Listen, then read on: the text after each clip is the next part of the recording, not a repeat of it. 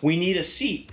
The senior folks consistently that I talked to said, that's great, we're getting that seat at the table, but now what do we do with it, right? Are we going to take advantage of this opportunity? Are we going to squander it? Are we going to add value actually as counselors and advisors? We have to think about who we're speaking to most of all, and that is the scenario, the audience, the size, what time of day you're talking, the level of experience. It can be all manner of things, but we forget that at our peril. And so many poor presentations that I've seen are by brilliant people that have just not tailored what they're saying to the audience they're speaking to. The more you can kind of package up what the story is, the more powerful it is especially for a journalist, because that dictates a lot. Because there are still some journals out there that might be feature writers and they do, 1 or 2 stories a month. And the way you interact with that journalist is probably going to have to be completely different than how you interact with the journalist who's writing 3 or 4 stories a day. They're searching for information. And how do you make sure that your stories come up in their searches? How do you make sure that when they're, talking to Chat GPT or some other generative AI source, that your company, that your story, your information is showing up? So prototypes are a beautiful thing. They simultaneously excite teams and terrify them, because prototypes mean that if you're experimenting, it means that the answer could be, wow, that was a total fail. But what did you learn? But what they need to know, even before they know that, is that you have the situation under control and they can trust you to manage through it. If you can't convince them of that, then you fail way before you get to the root cause.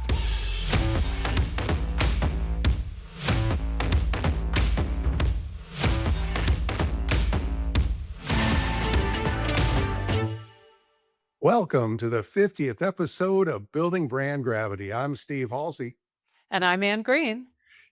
Normally, Ann, we would be welcoming a guest at this point, but today, a little bit of celebration of our major milestone here for our podcast.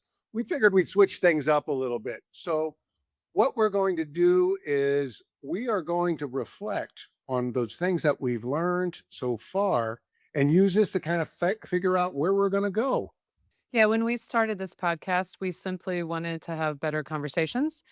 And we wanted to bring together smart people and ask thoughtful questions, and explore what it takes to build brands that matter. What is the gravity that attracts people into your orbit? How can leaders best inspire followership? What helps turn brand communications or marketing strategies into reality? And since we started this podcast, Ann, we've talked to CEOs, we've talked to founders, researchers, professors, journalists, communication leaders, innovators, and a lot of friends from around the world. Yeah, and what surprised us, Steve, wasn't the differences between each topic or interviewee. I think we've been most struck at how often they spoke to similar ideas or themes. So again, we've covered different industries, very different roles and experiences, but remarkably similar concerns and also similar wisdom. Yeah, and so when we thought about today and what we wanted to put together, we decided we really didn't want to do a best of. This really isn't about our favorite guest, although I don't know how you can pick a favorite from who we've had. It's really our attempt to answer one primary question. What have the 50 conversations taught us about building brands, about building business, and leading in a more complex world? So let's take a moment to reflect on and discuss what we've learned along the way as we kick off. Can't wait. Let's do it.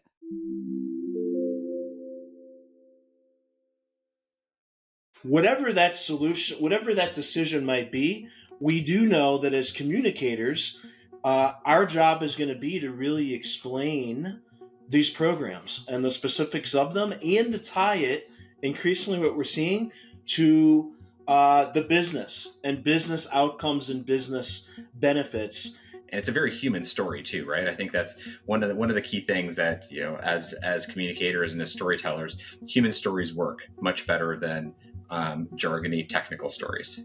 But if you're just simply talking and telling beautiful stories and there's no actions, nothing concrete to point to, confidence doesn't rise. One of the biggest things we've learned, communications is no longer something organizations do. It's increasingly becoming part of how organizations operate.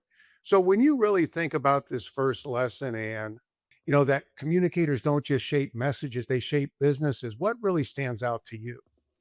For me, one of the things I often share with our leadership team is elite communications inside and out. And so much of business strategy, its effectiveness and the ability to actually implement it has to do with how well, human beings are connecting and communicating with each other. And that is the point of leadership too. I mean, we're going to talk about that more in the podcast, but shaping the message and starting with your own people. We've heard that again and again and again, that importance of the employees, that first receiver of the message, and how that message is carried out to all their stakeholders, how a communications or marketing lead may be sharing that with their peers so that that message can be carried consistently. Another thing we will speak about several times in this podcast. I mean, to me, that's what comes to mind immediately. But what comes to mind most for you at this first lesson, Steve?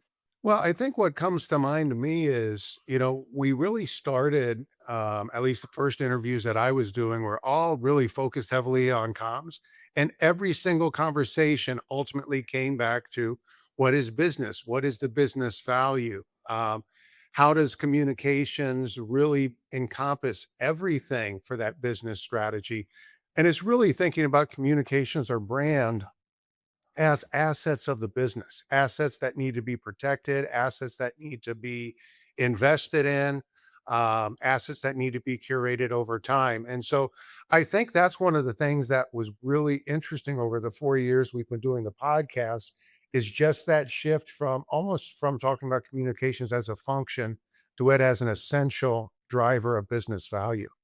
Yeah, I agree. And there's some interesting things a number of guests have said, including Dr. Rochelle Ford from Page, some of the research they've done with the Harris poll, where is it that messages, clarity and messaging plus action then builds business, builds trust, builds impact for stakeholders. So those are some of the things too, I think that have really, really come through.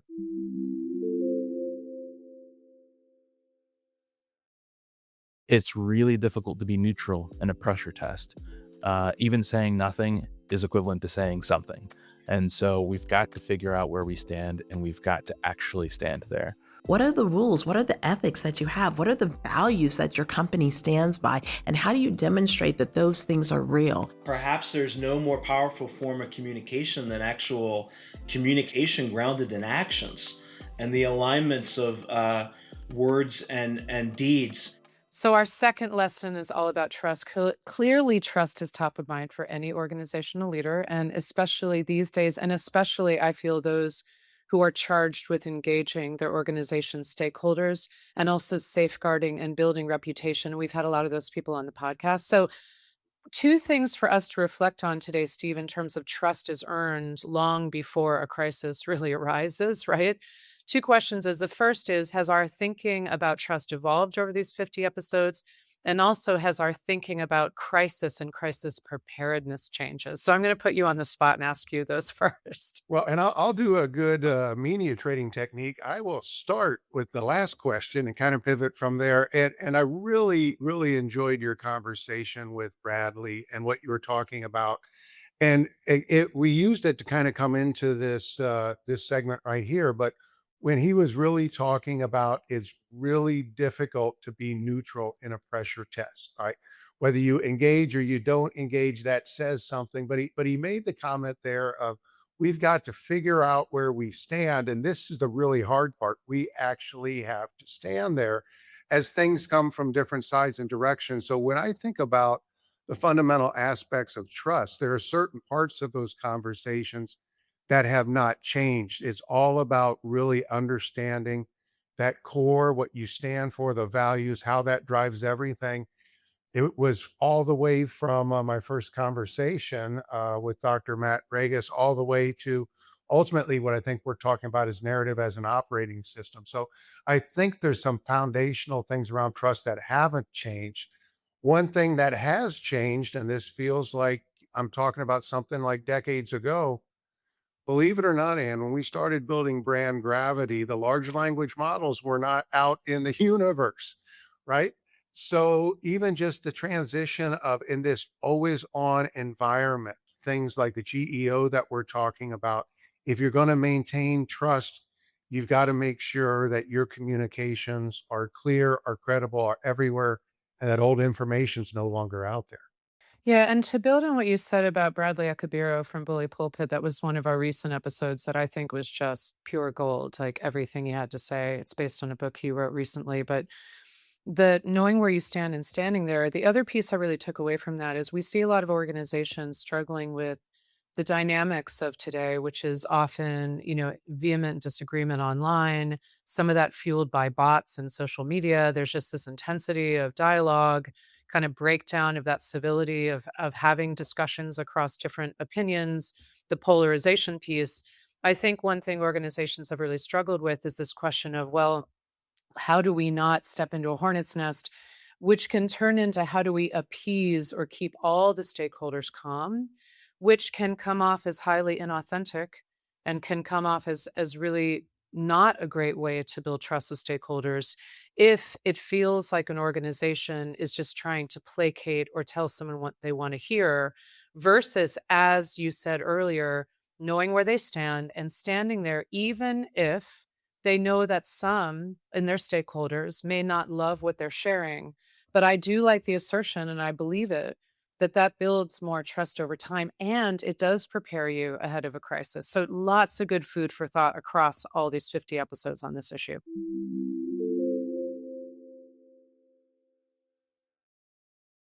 AI is coming up in every single conversation, whether it's internal, external, whether you're talking to people in Japan or Singapore or in England or in the Netherlands or here in the US or Brazil or Canada. It's coming up in every conversation. The qualitative dimension of work is going to be increasingly important in a world where basic tasks are increasingly going to be taken over by AI and such. So that qualitative dimension of self-compassion will be best reflected in premier organizations by leaders who show compassion, who show curiosity. The reason why I say that we're not in the midst of a tech revolution, we're in the midst of a human revolution, is just, number one, the root of that is just my total frustration with our tech crush. I call it our tech infatuated or tech crush, where we forget that at the end of the day, the technology is a tool. Well, Anne, I think we're finally at a point where we can stop asking the question of whether AI will change communications. I've come to a conclusion. It does. And but one of the things that's really coming through with the conversations we're having, particularly lately, I think the better question isn't what becomes more robot, but what becomes uniquely human, and how does a human factor into the equation? What are your thoughts on that? Oh my God, so many. Natalie Nixon, who we've had on the podcast twice, who's a consultant and writer and creativity expert and sort of catalyst for change and innovation, she made the assertion that we're in a human revolution as much, if not more, than a technology revolution. And I think that's really, really powerful. There's a philosopher and writer, Stuart Brand, who's been around since the days of the hippies in San Francisco. He founded the Whole Earth Catalog and he's written a million books. And I just heard him interviewed and he was talking about the fact that AI is going to really force us to contemplate humanity in a much deeper way. What is the value of human judgment? Where does it come in? So I do think we are seeing strong evidence of, yes, there'll be all kinds of ways in which AI is making us already more efficient and productive and all those good things. But where is it that that humanity and that human judgment and the revolution we need to have in understanding our own value in the mix here, especially as marketers and communicators? I love that we're thinking really intentionally about that. And it's something at GNS, we're inviting everybody from whatever their role, most junior to most senior, to really actively contemplate as they adopt AI into their workflows. I mean, what else would you add to your thinking here? Yeah, I think for me, the thinking really evolved. The initial conversation was, well, AI in the loop. Let's put AI in the loop. And then it evolved to, well, let's make sure we keep the human in the loop. My view on it, kind of as I've matured, that my thinking in this area is human as architect. And I really believe that we should create the systems and the structure. Um, that's the part that's got to be innately human because, I've been working the last almost 3 years training my own model, jokingly call it Chat GP Steve.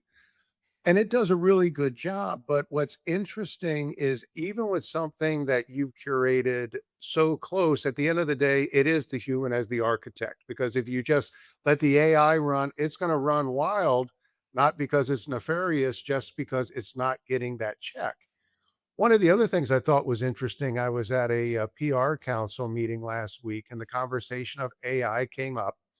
And one of our peers there said, "Hey, we've actually started building into our test for new hires the use of AI." And, there was a lot of conversation. Oh my gosh, what are you doing that? How can you really gauge? And they said, well, we want to see whether these individuals can think critically. You know, not just does the AI come up with a good strategy, but how are they thinking as the human of the architect to bring that creativity, to fact check it, to do that. So I thought that was really interesting with how things have evolved from, oh my gosh, every job is going away to now the conversation is really, okay, how can humans be the architects to really use AI to create more, to be better? But then, kind of like what Benjamin said in his comment, and I'd appreciate your thought on this, but that idea that, leaders are ultimately going to be evaluated on the human things, that ability to show compassion, curiosity.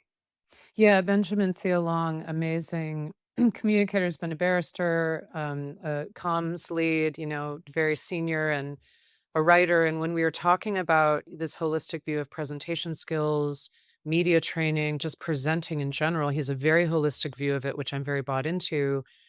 He's really right that those are very high order skills that are often under leverage, and they're going to be the skills where paired with AI, but not really replaced by it, are going to be paramount. And the other thing that you make me think of, Steve, is we're in an interesting position in our industry where we are both adopting for our own organization and driving in that way, but we're also counselors for our clients and working with them, walking this path with them, advising them.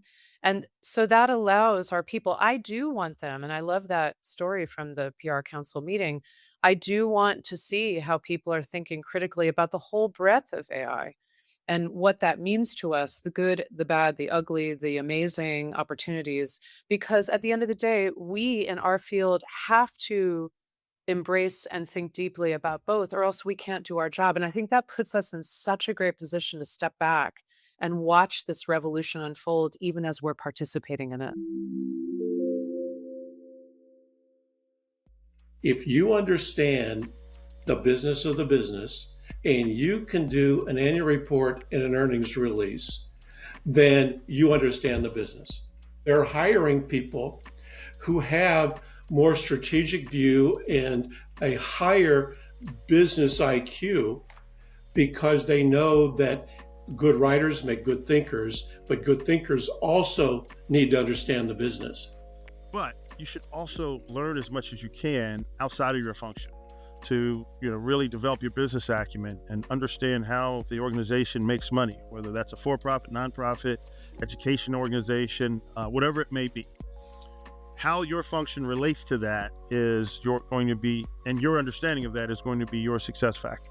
In brand management, you are taught to think about the whole business and that you're not there to just deliver one thing like sales revenue or market share. You're there to deliver the profit. And that's something that never really left me. And looking back, this may have been the biggest evolution in my own questioning and discussions over 50 episodes. Earlier episodes, like we covered earlier, we're really talking about communications because that's kind of where the foundation of building brand gravity started. But today, we're now really asking how communication shapes business itself, right? We've moved on from the conversation of, hey, should we have a seat at the table? Should we have a seat at the table? What should we do about it? Now it's really moved on to business fluency really is leadership fluency.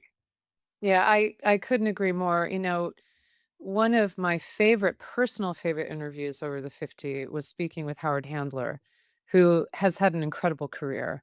And I met him first when he was Chief Marketing Officer of Virgin Mobile USA when I was involved in launching that brand in the US with the Virgin Company and Sprint and Howard had already been at Burley Bear and NFL and Lorne Michaels' company Broadway Video, and he went on to Major League Soccer. And she's had an incredible career as a very communication savvy marketer. But Howard was talking about from the very beginning in his path, brand management, but also how he understands the communications function. He knew understanding the whole business was so critical, and being in partnership with others. He's very people focused in that way. And we'll kind of come to that theme again later. But it's funny because everything he was talking about echoes one of our most recent podcast episodes with Megan Noel, who's Chief Corporate Affairs Officer at Covista. She was speaking about that evolution of that role, the CCO plus role, that she frames it as the storytellers being put all together. And then she also talked about the absolute critical nature of understanding she cannot do her job alone. She's in a matrix and a partnership with all her other C-suite leaders. She has to know all parts of the business. She has to go deeper than ever before on all parts of the business and really own them, despite, she's executing maybe something different than the CFO, obviously, et cetera. So I think this idea of business fluency and leadership and the role of comms and marketing is absolutely central to this podcast.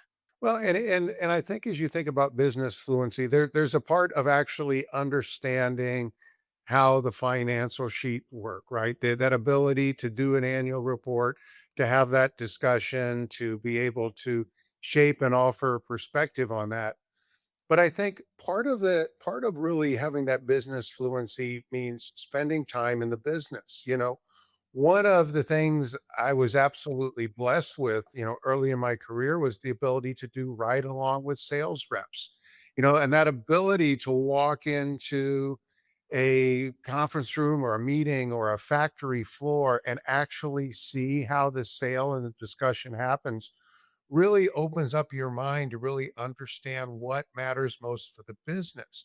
And so when you understand, not just the numbers, the X's, the O's, but you really understand what drives that business decision, the communications program that can come out of that, the gravity that you can build is so much greater. So, one thing I would say to all of our corporate listeners out there, if you have the opportunity with your junior staff or with your agency partners, find an opportunity for them to do a ride along with your sales reps and really see the business in action, because the payoff, the ROI, will be tremendous. Steve, you literally took the words straight out of my brain. What I was about to say, I want to weigh in and say, one of the things that was hard coming out of COVID is we were all virtual. Obviously, it was a public health emergency, et cetera.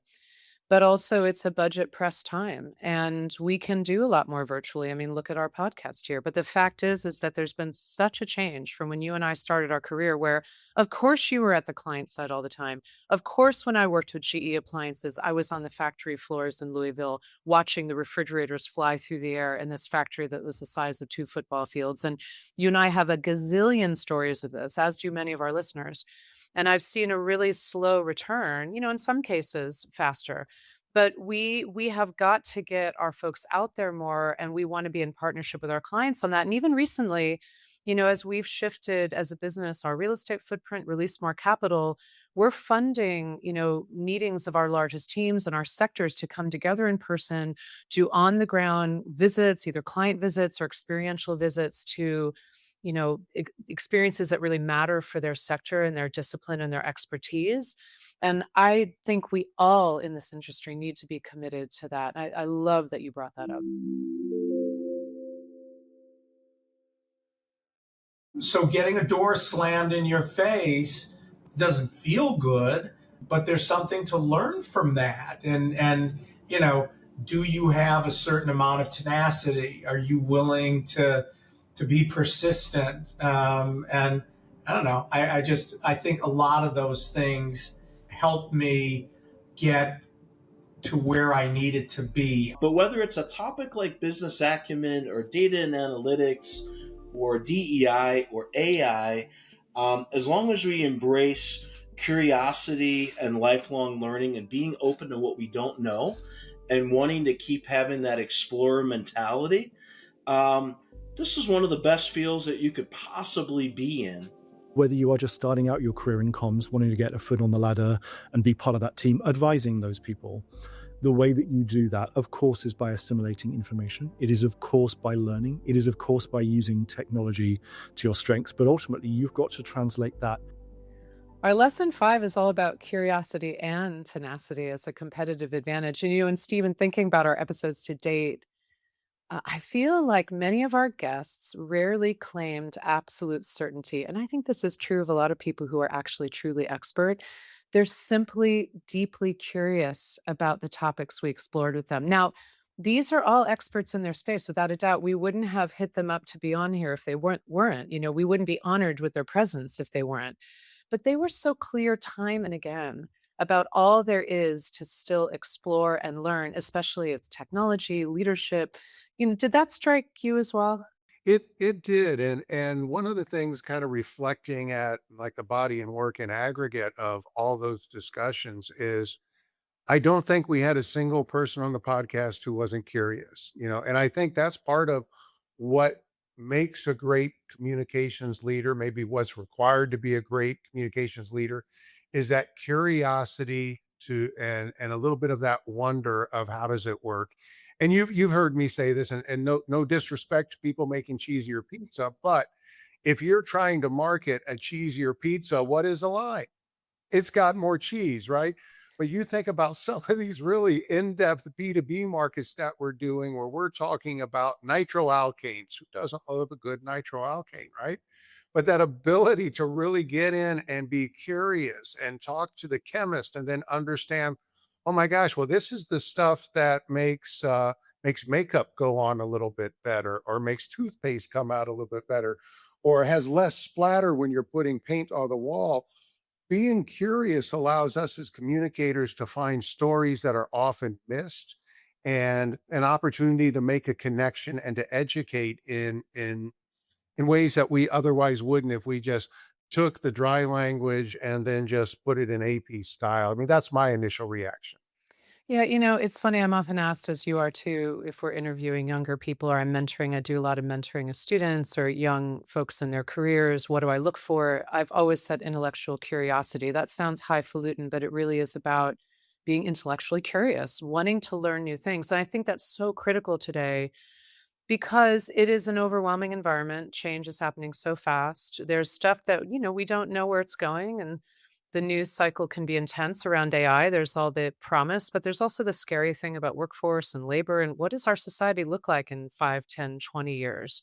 So the curiosity piece lets you find that excitement and enthusiasm and optimism that you need to move forward, the hope and the gee whiz of it all. I love people who are into things. I love fans. I love fandom.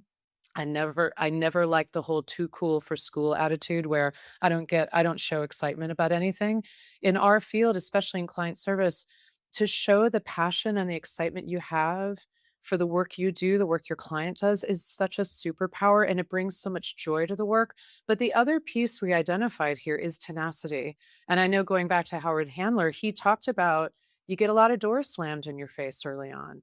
And, Benjamin talked about where you start off on that first rung of the ladder as a communicator and how you grow. We've heard that time and again.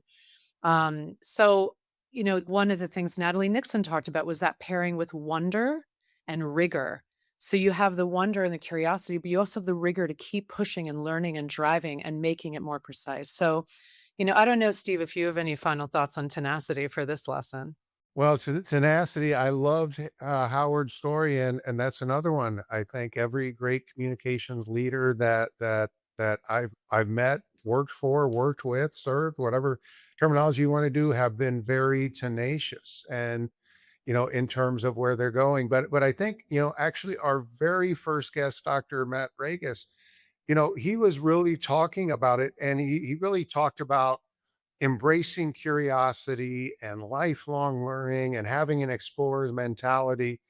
And he said something to the effect that if you do that, this is one of the best fields you could ever possibly be in. And this is somebody who's educating the next generation of leaders. He's written a bunch of books. He's talked to executives, and he still is full of that wonder and that curiosity, and then being very tenacious and finding that story, delivering that business impact. So yeah, I think those have been really, really strong themes in terms of creativity, curiosity, tenacity throughout this 50 episodes to date. Absolutely love that.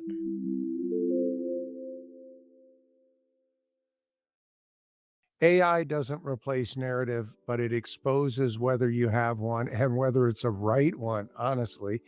When narrative isn't clearly defined, AI can very quickly become a liability because it ends up becoming the de facto substitute for leadership clarity. And you really don't want that. It is a new narrative battleground. You have to humanize things. And when you put that human face onto what it matters to me, I think that actually helps, and also helps you to break into other areas in which you can tell stories. So, the questions that come to mind for me, what are the guiding principles behind a given strategy? Can we articulate the narrative around and behind them, tied to organizational mission, vision, values, as well as current business objectives, right? Does this all hang together, executive to executive, no matter what their functional area may be? Can this narrative scale up and down and across to reach into every part of the company? Those to me are some of the key questions that you're raising with this premise. The next lesson, in some ways, quotes us, Steve. I'm going to take credit because we've been talking all year about a concept we call narrative as an operating system. It's something you raised, Steve, in our 2026 predictions episode at the start of the year. Go back and check it out if you want to test how we're doing. It really resonated strongly with us at the time. And I actually truly fell in love with the phrase almost immediately because it struck something so true and so timely for me. We knew we were on to something with this concept of narrative as an operating system. But wow, I have to tell you, the response to it has been even stronger than I think you or I anticipated. Every time I speak about it, and I do often, leaders in our field just intuitively get it. They just get it. It lands, right? The importance of thinking about your narrative as a true operating system, not just like, oh, here's a page of messages. It's the spine that connects the entire organizational nervous system. That importance just grows and grows to me, particularly in an age of like low trust and channel fragmentation and a lot of technological change. So, I mean, this was your term, Steve. So, what's your take on how this has resonated for you and how it's evolved over, since we first talked about this in January? Well, and one of the things I think is really interesting as we think about narrative, and I liked in that discussion, and you used the definition of big N narrative versus small N narrative. The small N narrative is a message we want to deliver. When we talk about big N narrative, we're really talking about like the DNA, the essence of a company, how decisions are made. And for me, really where the concept kind of developed is, yes, we all understand what reputation is. We understand what brand is. We understand what trust is. We understand what makes trust erode. We understand all these different factors. But the reality is every organization has a rhythm, almost like a living being that really carries itself forward.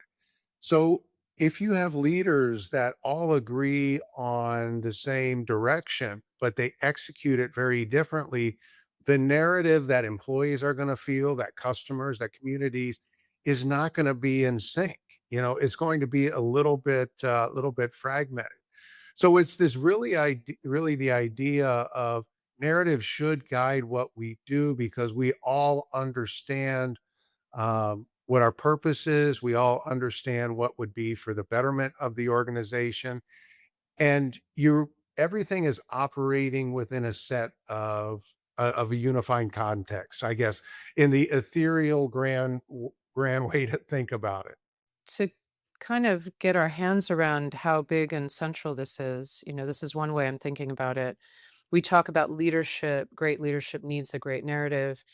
It also takes courage for leaders, especially at large, multi-layered organizations. And we work with many of them with lots of employees, lots of divisions, lots of pieces. It takes a lot of organizational courage and cooperation and leadership will, tenacity, to align a narrative so that whatever touch point is out there, this team is speaking with employees. This group is out in a sales call. This is what is showing up online that the large language models and AI will discover and feed without anybody clicking on your website. The AI piece of this, GEO AI discovery, makes it even more acute now to have the leadership courage to come together around a more unified narrative. It doesn't mean it's stale or rigid or lockstep, or that it's just a bunch of people reading off the same script. Not at all. In fact, in an age that needs real human connection and authenticity, and where people have a high BS meter for corporate speak, it really means knowing that operating system, knowing the spine of the narrative, and then being able to translate it to your division, to your stakeholders in this moment, in this digitally, human to human. So, this is a drum I think we're going to be beating intensely going forward, because I do not see this getting less important. And I also don't see it getting easier for organizations. This is not easy to do always. Well, and it really requires, as you point out, to be a realist. You can ignore narrative at your own peril because it exists, it is there, and as you mentioned, particularly with the large language models pulling everything and all these previously disparate points of communications or stories or sentiment about a company, that's now all being instantly aggregated, whether you ask for it or not. So I think that's the other important part about narrative is it really requires you to take a critical, realistic look as to how your organization, your business strategy, your products are showing up in the world so that you can really build and sustain over time the narrative that moves you in the direction that you want to go, that's consistent with your values, that's consistent with your leadership philosophy, that's consistent with your business strategy. But that really requires a realistic look at your narrative and where it resides and how you move it forward, and then how you get your own people and your customers to be ambassadors to share that narrative. And frankly, what more fun and engaging work is there for our field, truly?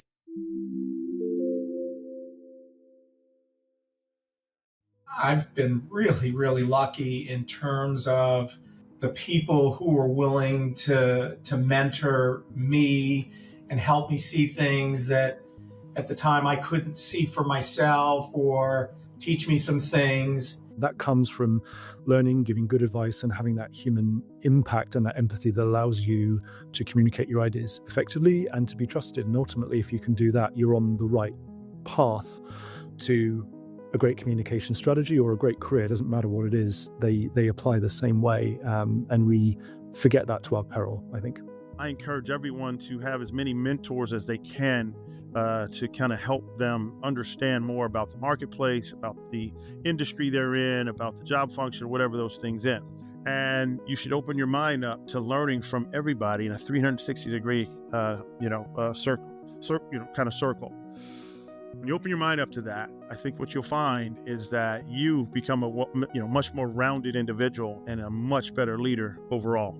And so that's kind of the takeaway I'd love for you all to think about today. You know, Ann, across every conversation we've had, whether we've talked about AI, yes, I had to say it again, crisis, business, journalism, leadership, marketing, communications, or even creativity, you know, the common denominator in all of those was people. Yeah, absolutely. And it really goes to show, Steve, that the concept of building brand gravity is all about that. It's about those human insights and human connections. And, to go back to Howard, when I met him at Virgin Mobile, he was so clear about the importance of human connection and mentoring and creating strong relationships over time. And his episode is a real blast, just given his wide ranging career, but there was so much good food for thought. But I think every single guest, we talk about, whether it's, again, Megan talking about working with your C-suite peers in a matrix, or Natalie talking about what is it that catalyzes a team to be curious and creative, that creates and fuels innovation, or it's David Grossman talking about what it is that employees are or aren't telling you and what truly exceptional leadership is needed today. It's all about those connections with people.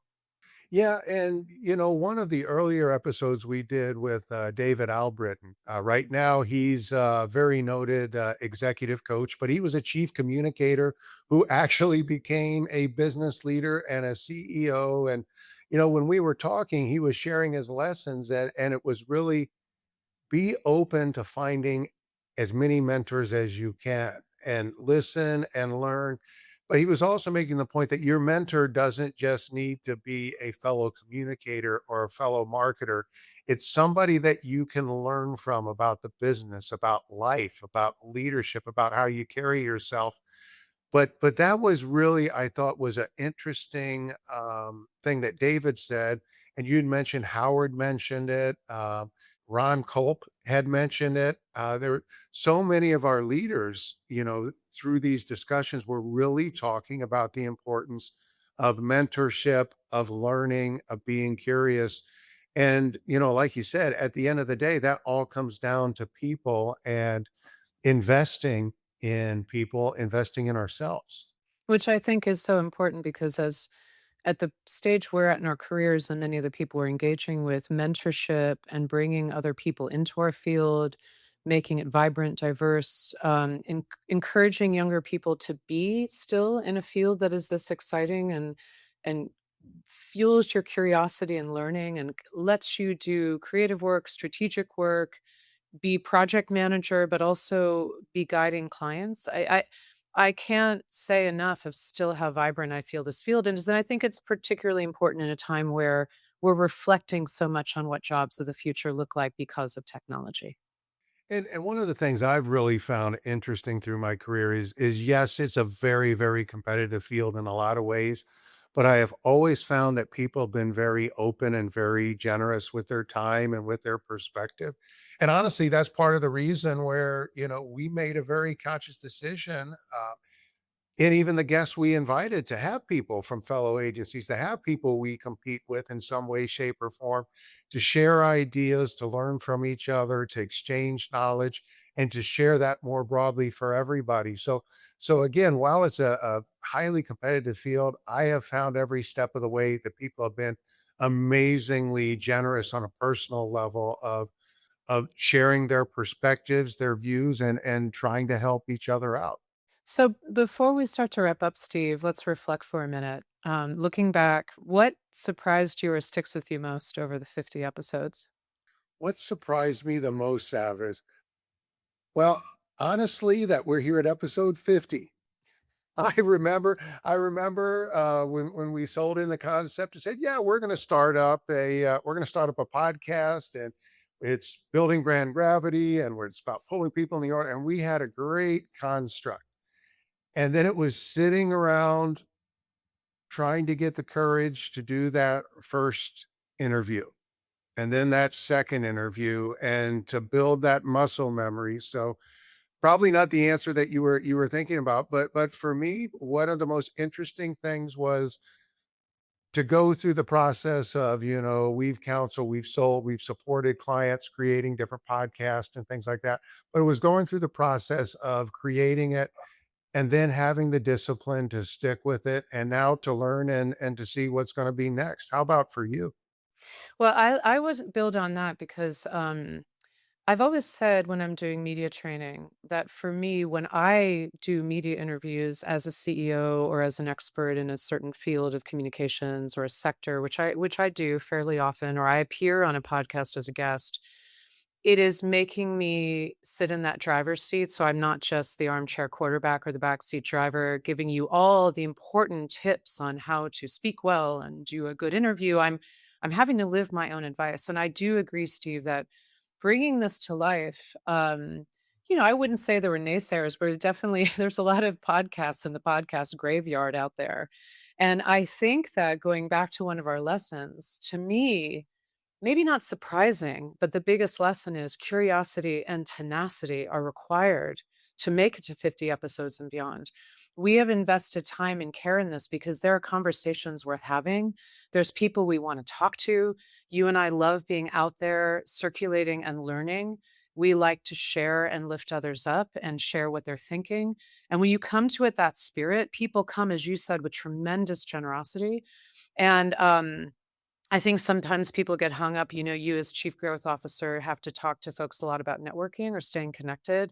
And the biggest lesson I have, and the podcast is a manifestation of that, is that it's truly just about the joy of connecting with other people in ways that you learn about them and you learn new things and you talk about issues that matter to you. And you also have fun and you talk about fun stuff too. And I think we all learn and grow from that. So I can't wait to keep this going for the next 50 episodes. It's obviously a lot of work for us, but that to me is the big reflection. And I was also going to say, just our guests, we would have an episode and you'd be doing the editing. You're like, wow, that's great. I don't know how it gets better than that. And then we have another guest and you're like, wow. I mean, Yeah. these conversations have been so dynamic, so powerful, but yet each of them gives you some really tangible nuggets that you can take away. So, there's amazing professionals out there and some amazing perspectives. But like you said, I think a lot of that comes down to stories of curiosity and tenacity. Yeah, and it's funny. Yeah, Steve's heard me say so many times, "Oh my God, this is the best conversation ever. Wait till you hear it." So I am nothing if not enthusiastic. So this is actually a wonderful transition to our close. And for those sticking with us through the whole episode, thank you. Before we close today, I want to take a moment of gratitude. We have a lot of people to thank as we reach this 50th milestone. Yes, absolutely. And we really want to thank our many, many guests and recognize them, and you, our listeners who have been tuning in, and our core Building Brand Gravity team, especially Chris Martin, who came up with and helped sell in the initial idea of doing a podcast, Whitney Fincannon, who picked up the reins and really drove this forward. And she's herded Anne and I very well through this process. Callie, our guest coordinator extraordinaire. And then from the Sweet Fish team, Jeremy Reif and the entire team, lots of ideas, lots of production support, really pushing us through these early 50 episodes. And our incredible colleagues across the entire GNS Integrated Marketing Communications Group. Our people at GNS Business Communications and Morgan Myers. We couldn't do this without your support, inspiration, and even your guest ideas.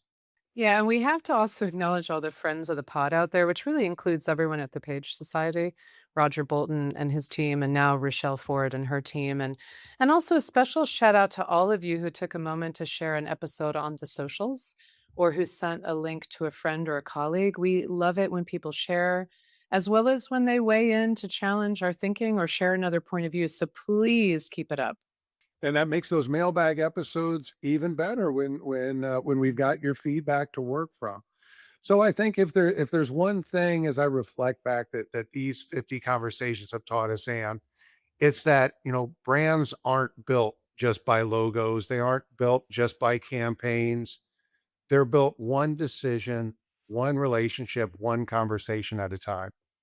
Yeah, and that's really why we started Building Brand Gravity. And so as we finish what will be now our 50th conversation on this podcast, we believe that more than ever. Thank you for joining us. And here's to the next 50 conversations. Woo! Thank you, Steve, for being my great co-host. Woo! Thanks, Anne. And join us soon for another episode of Building Brand Gravity.